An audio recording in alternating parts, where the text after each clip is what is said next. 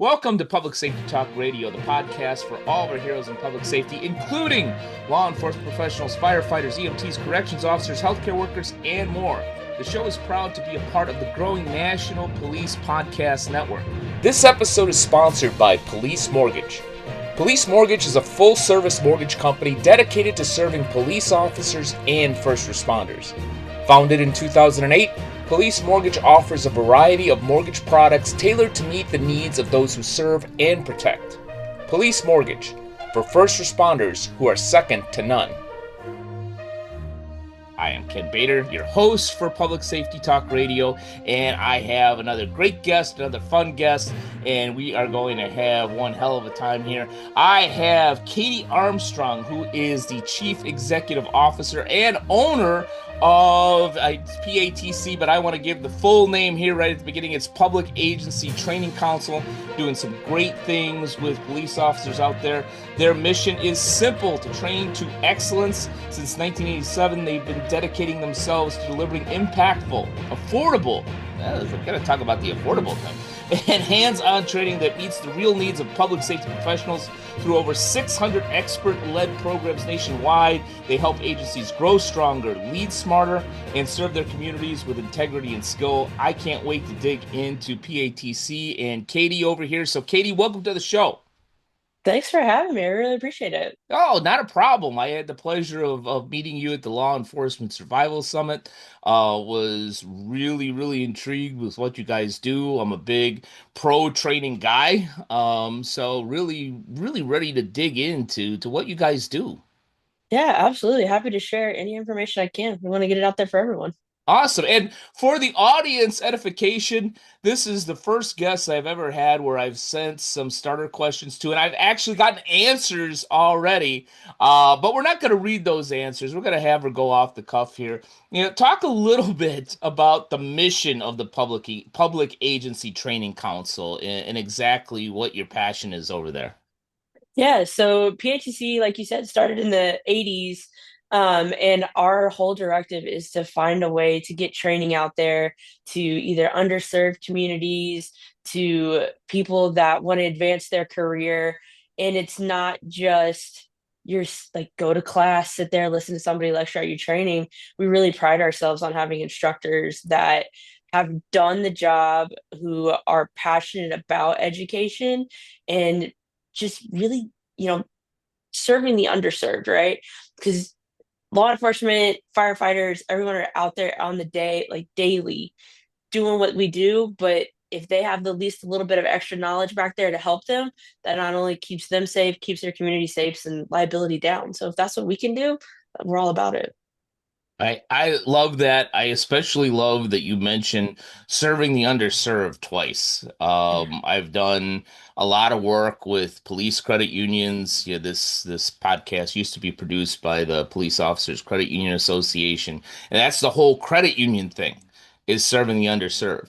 And a lot of people out there, may think, well, are law enforcement professionals really underserved? I mean, yes, they Mhm. are. If you see, Absolutely. the equipment that they have to deal with or lack thereof, and some of these guys, are making like $50,000 a year and trying to, raise a family. And $50,000, especially where I live in Los Angeles, is nothing.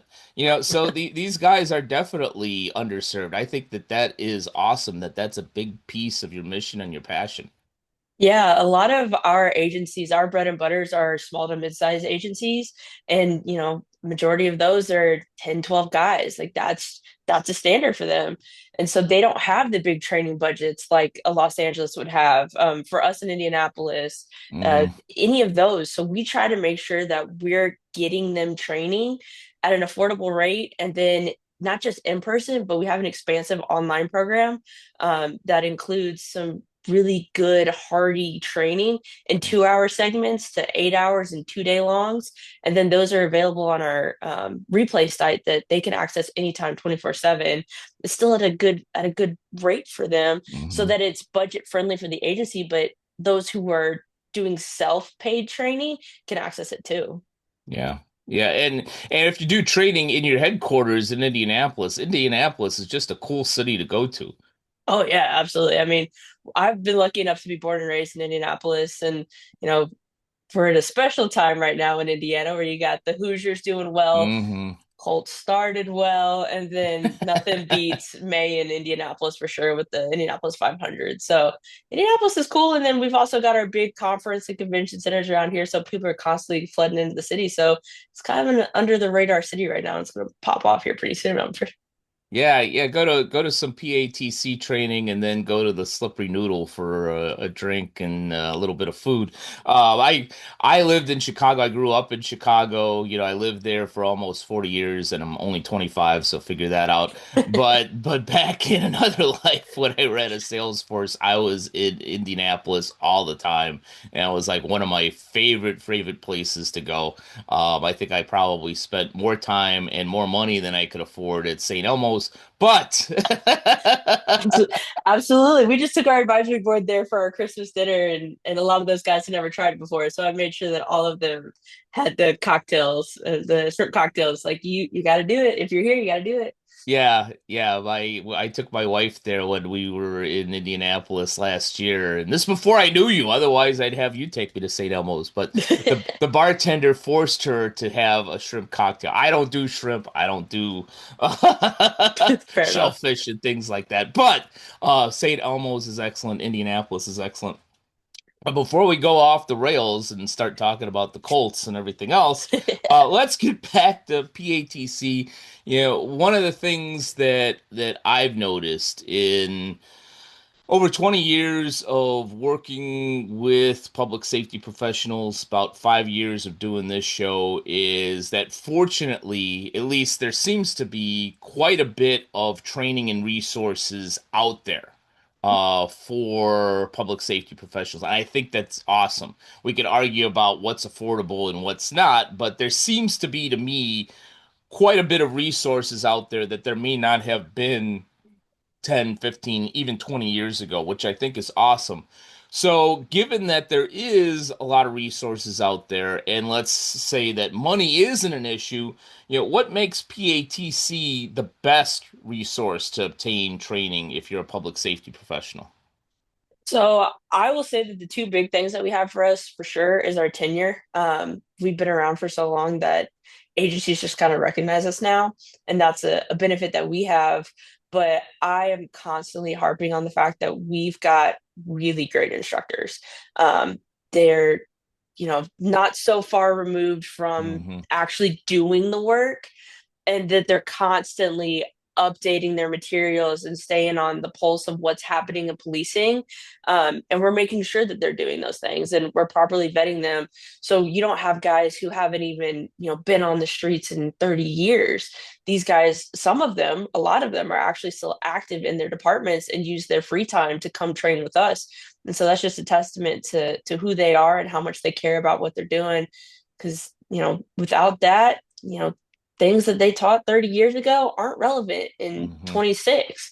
So we're making sure that our instructors are training properly and that the students who come to our class feel like they're getting something out of it. And if they take away at least one little piece of knowledge, I'm happy. Yeah, no, that's awesome. Going back a long time to my college days, yeah, I got a couple degrees from DePaul University, and the one thing I remember I really loved in their business program is, with maybe one or two exceptions, every one of them were part-time teachers with full-time jobs in the area that they were actually teaching. And the few that were full-time teachers had just recently retired from the very job that they're trying to teach you how to do. And I always gained a lot from that, because there was kind of an attitude of, I know what it says in the book. This is how it is in real life, and this is what you're going to have to deal with, and it's just the way it is. So we might as well talk about it now before you Mm-hmm. actually deal Mm-hmm. with it in real life. Exactly. And now a word from our sponsor, Police Mortgage. As a first responder, you wisely control what you can control. As an EMT, you control the bleeding of a gunshot or stab victim. You can take steps to maintain or regain the same type of control with your finances with a police mortgage. The experts at Police Mortgage arm you with the necessary knowledge and education, whether you are buying a new home or refinancing an existing property. And by the way, they offer great rates too. Maintain your control by going to www.policemortgage.com or by calling 312-499-8878 today. Police Mortgage, for first responders who are second to none. And learn more about Police Mortgage from their podcast, The Mortgage Beat, another podcast in the National Police Podcast Network. It's a good thing that our guys, so some of our big, bread and butter classes are going to be our hostage, IA, FTO, death and homicide. Those guys are really, really trying to make sure that those topic areas have the most relevant information, because those seem to be the things that people are wanting more of. And so not only are they building off of what their careers have taught them, but they're engaging with fellow colleagues and even learning from the students in the classroom. There may be things that they don't know that agencies are testing out, trying new technologies, and they're integrating that into their materials too. So being as young as they are, and it's nothing against older instructors, but we seem to see a lot more instructors who are freshly out of it, still wanting to engage and learn. And so you're going to benefit from having that implementation of new technology with guys who are wanting to continue to learn. So that's our big sticking point. Sure. No, great. Let's get into you a little bit, because you've been in the chief executive officer role for approximately year and a half, something like that. Mm-hmm. I joked before we got on that, you seem like a young CEO of like 18, 19. So congrats on that. Maybe you were, I'll take it. maybe you were, a student savant back in the day. But it's yeah, I picked up on, it seems like you've been with PATC for a while. Is that true? Yeah, so in February it'll be 8 years since I started with the company, and I Nice. came on in the marketing director's role. That kind of then transitioned into marketing and operations. And about 2 years ago, I approached the previous owner. I was like, "Hey, like, if you ever, think about retiring?" He had only been in that position for about 6 years. I was like, "I'd be interested in learning more from you, and eventually considering buying the company." And then it quickly turned into, "Well, let's go ahead and do it this year." And like you said, I am young, so I don't have, that many responsibilities right now. So I said, let's do it, went full bore into it. Because I didn't want somebody else to come in who Sure. didn't have the passion for the job and care about it and have the connections that I do with these instructors and our staff. So it's kind of been my baby for a long time. And now to Mhm. really like grasp it and take us into a new direction. It's been a fun transition. Obviously, new Yeah. beginnings are hard, but I've had fun with it. Yeah, it's I do business podcasts and work with a lot of small businesses, and I don't care what people say about Gen Z and Gen Y. I see the energy and the passion in the 20 somethings and 30 somethings that, you just don't see in the 50 somethings. Yeah. Sometimes you see it, but you see, unfortunately, a lot of, well, we did it like this in the industrial age, so Exactly. And that's what I'm trying to do. I'm trying to bring PATC into, the new age, because that was our biggest struggle, is that we were so stuck in our Yeah. routine and in the past, and we never, caught up to the times. And I think, for a lot of people, COVID really made us relook at how we're doing things. Yep. And we had a webinars program, but we never fully developed that. And so that was kind of my passion project of how do we keep bringing PATC into the newer generation. And now that I've got full control of it, we're integrating AI, we're integrating, more online training and meeting people where they're at. So it's been fun to revamp and rebrand PATC. Like, even with our new logo, it was kind of stale and stagnant and Hmm. reminded us a lot of just like a law firm. It didn't scream police training. And so we actually worked with Aaron Slater and Relentless Defender to totally like rebrand Hmm. us. And now we're working on the rebrand, we're working on the new generation of PATC. And I think people are starting to see that, we're not the same old. We're something completely different, which is great. No, that's awesome. Yeah, I being a branding guy, I like the logo. It looks sharp, Yeah. looks intense, but in the right way. Yeah, it sells it a little bit more. It looks like it has a purpose and intention now. Right, right. It's like a proud, angry bird. That's We're that's fierce over here at yeah. PATC. I'm not gonna swoop down at you unless you give me a reason. Um, But regardless of age, you've been there for almost a decade, which is a significant amount of time. So, over that time, and you went through COVID, you went through a lot in that almost, decade long time that you've been there.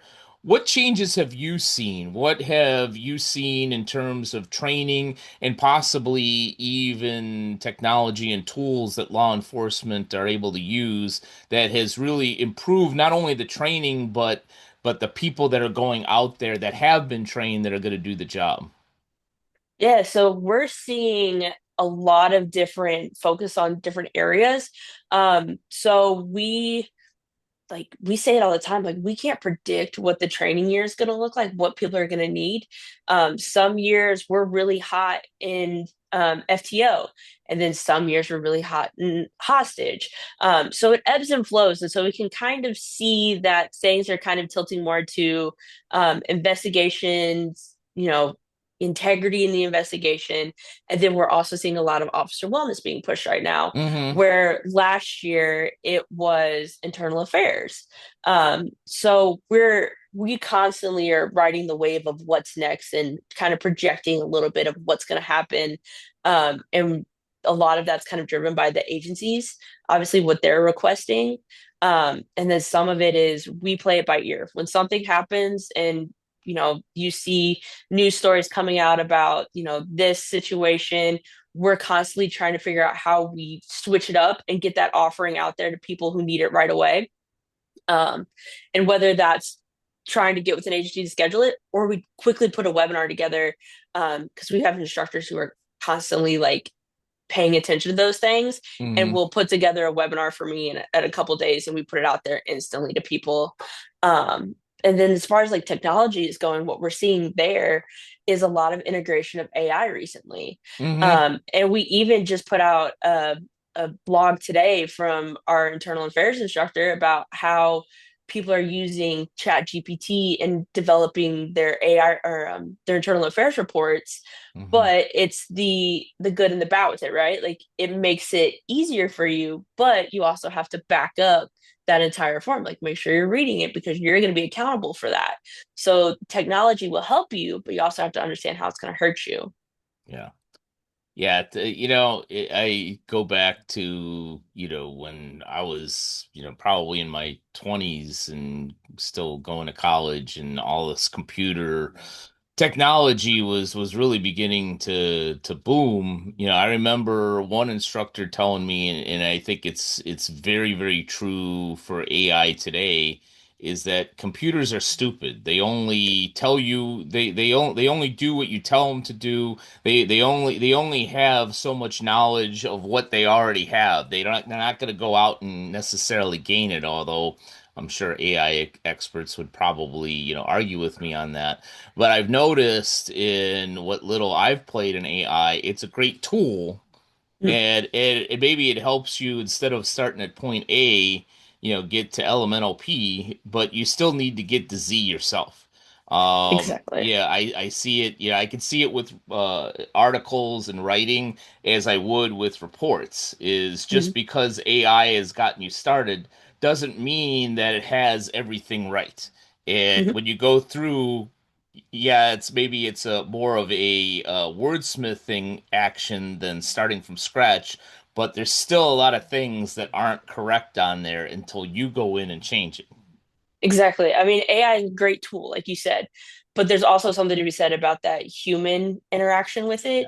Yeah. And even with regards to like using AI to write a report, you should still have that backup of taking it to a fellow colleague or a supervisor or someone to just back up and make sure that you're actually hitting all of your marks, because it can only do so well for so long, Hmm. that you're still gonna have to have that human aspect to it. Like even with training, like yeah, you can integrate some technology into it, but the human side of it is still going to exist. So you want to make sure that you've covered all of your bases and you know everything that you need to know or what you can comprehend, and then go to the person next to you and be like, okay, so I got this, what do you have? Because that part will never go away, that human interaction will never go away.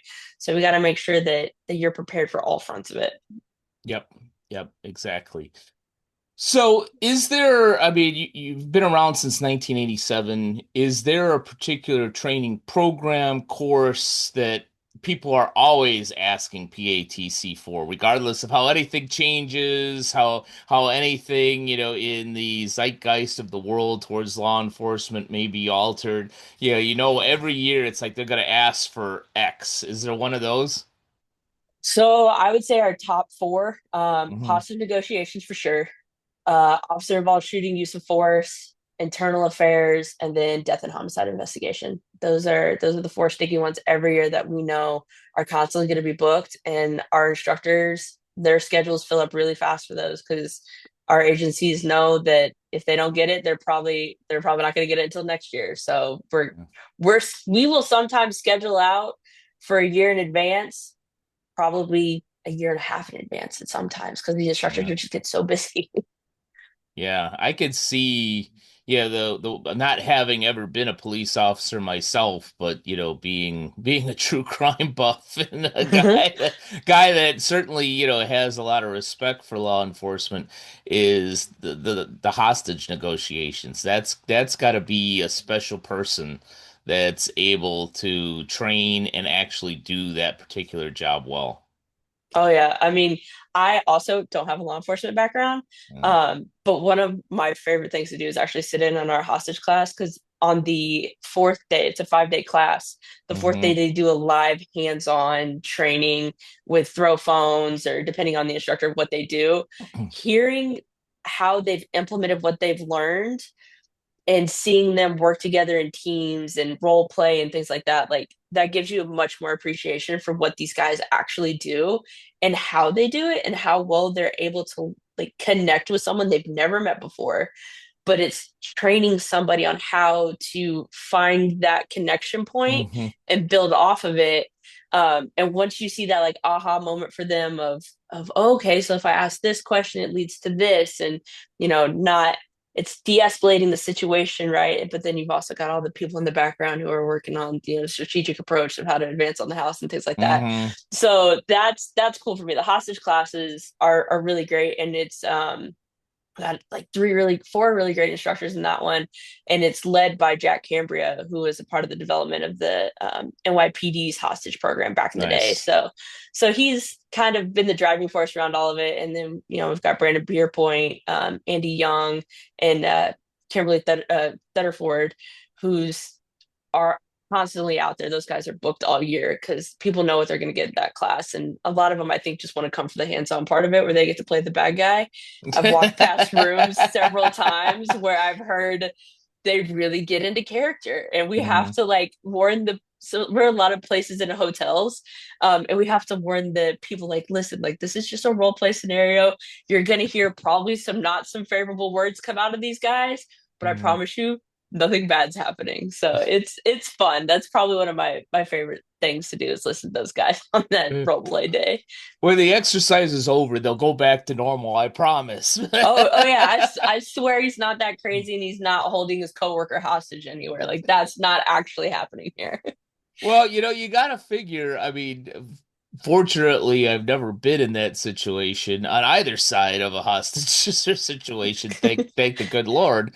But you have to think of, I mean, anybody that would take a hostage has to be in such an off mental state to be able to not only do that, but think that, hey, this is a viable option for me right now. You got to be so desperate to kind of get there. And I don't personally have a situation like that, but my brother, when he was 16, was in a kind of like a barricaded hostage situation. And I was actually at our conference in Las Vegas when it happened. And I was, hearing about it secondhand through my parents. And for me, knowing what the officers were doing to de-escalate that situation gave me, comfort because I didn't feel like I didn't know what was happening. Where I know my mom was stressing out because that's her baby, right? Right. But the training that I knew that those guys had was going to get him out safe, and he was fine. But it's still one of those scary things where if you don't know like what law enforcement is doing or how they're trained to get out of those situations, you fear for it. But for me, it's just these guys know what they're doing. They've had training. Some of them even trained by us, so it's like Mm-hmm. I I'll let him do their job because I know he's going to be safe. Right. Right. Switching gears a little bit, I'd be kind of remiss, here we are, when this goes live, the SHOT Show will probably be going on in Vegas. But one of the things that I love about the SHOT Show every year, and I love a lot of aspects of it, but probably the number one thing that I enjoy is the new product showcase, and where it's kind of an intersection of two things that I love. I love small business and entrepreneurship, and I love public safety and law enforcement. And you see that marriage of new technology, new materials and things of that nature, meet what the law enforcement job needs today. From a technology or new product standpoint, has there something that you've seen, or maybe it's just a new technique, or you said, yeah, this is something that gives us an edge. This is something that has really made a difference. Honestly, what I'm seeing a lot is drones, the Hmm. integrations of the drones. We have a drone class actually, and seeing agencies more and more implement drones into it and talk about doing different facilities where they host the drone hubs and they're going into the cities. That I'm seeing a lot of. And then obviously it's been around for a minute, but the robot dogs, Yeah. we're seeing a lot of that. We actually had a class out in Dubai last April, and they've got some like high tech things out there in Dubai, right? Like they've got endless amount of money to do whatever they want with, Hmm. and their little showcase was their drone dog or their dog, basically their Hmm. mechanical dog going out there. They were showing off all this stuff, and I was like, this stuff's kind of cool, right? Like one is officer safety, so you can see what you're getting into before you like breach or anything. But that is a good thing. Like when drones first came out, who would have known that we were flying drones on the scenes, Yeah. and now it's like almost becoming standard in some places that the drone goes first. Yeah. Yeah, yeah, this will surprise everybody, but Los Angeles actually has some crime. Weird. Yeah, it's surprising that that would be the case. And you turn on the news and you see a situation like that, and you see the drones, and you see the although the robot dogs, I think is just an awesome piece of technology that keeps everybody safe. Oh yeah. I there's a contingent out here in Southern California that thinks it's a violation of rights. I don't know. Well, if you're not doing anything wrong, the robot dog isn't gonna see you doing anything. Right. The Right. cops aren't. But anyhow, yeah, I love that technology, and I love that it's not only helping police.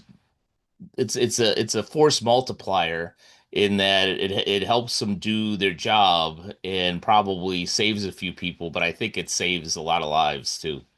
Oh yeah, absolutely. The more technology can advance to one, not even just protect the communities, but protect officers.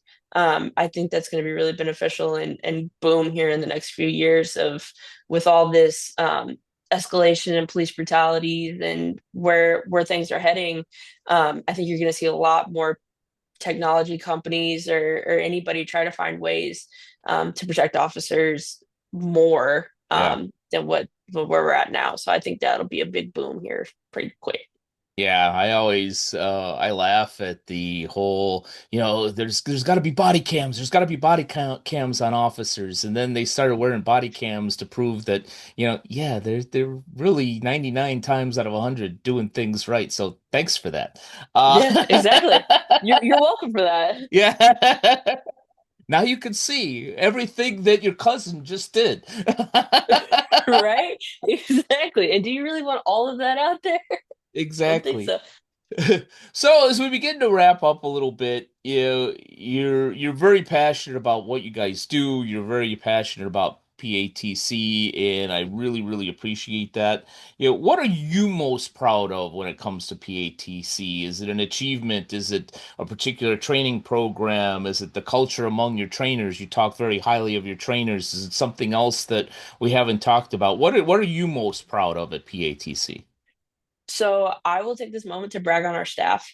Yeah. We have a really, really great staff, and it surprisingly, for what we do, is a very small staff. So we have about 5 employees total, between me, our scheduling department, our CFO, administrative people. They're they're the ones day in and day out doing the hard work to put these classes in locations that need them the most. And so one of the things I'm really proud about is how much work we get done with so little of a staff. And just to think that, in a few years when we start growing this thing, it's only going to Hmm. become a bigger monster that's going to start taking over the training world more than we already have. So I think that's something that I'm really proud about, is that our staff works really, really hard, and gets a lot done for as little as we are.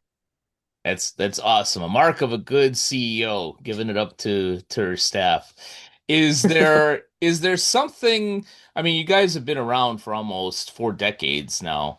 Is there something about PATC that people, especially obviously law enforcement professionals, should know that they generally don't? I think people don't know how much we have to offer. We have in our catalog of classes about 600 classes, Wow. and we have about 60 instructors. And so I think that's one of the things that, yeah, you see some of our classes that are constantly being rinsed and repeated, which is great, but there's so much more depth there. With the way that these guys are constantly building out new classes, take a look through our catalog, see what's out there, because there's probably training that you don't know about that you probably need. So that, there's some depth here. Yeah. No, that's awesome.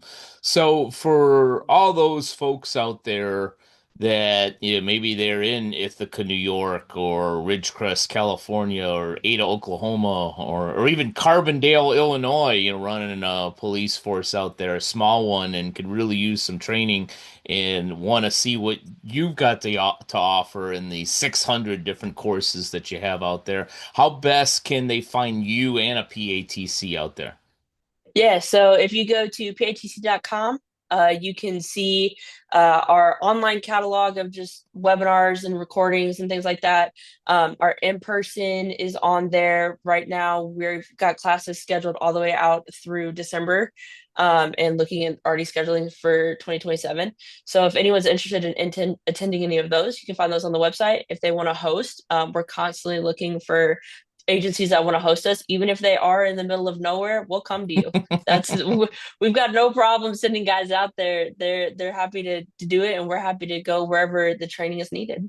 And having had a client once in Ada, Oklahoma back in the day, I know that that is in the middle of nowhere. Uh-huh.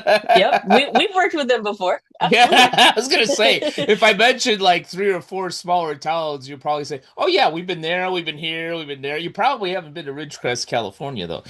No, no, California's hard for us to break into. So. Yeah, just Ridgecrest, California is a great place. They have a great little police force. It's right next to Death Valley, so I would suggest not doing training there in July. Okay. Duly noted. Yeah, January, you're good. We could do that. Katie, it's been a pleasure speaking with you. I really love what PATC is doing, and I'm really inspired by your passion for what your organization does. Thank you. I appreciate you having me on here. Yep. It's been my pleasure. Thank you again. And thank you to all of you who have either watched or listened to this episode of Public Safety Talk Radio. And we'll be back with you next week with another great guest. Public Safety Talk Radio is produced by Bader Training and Consulting.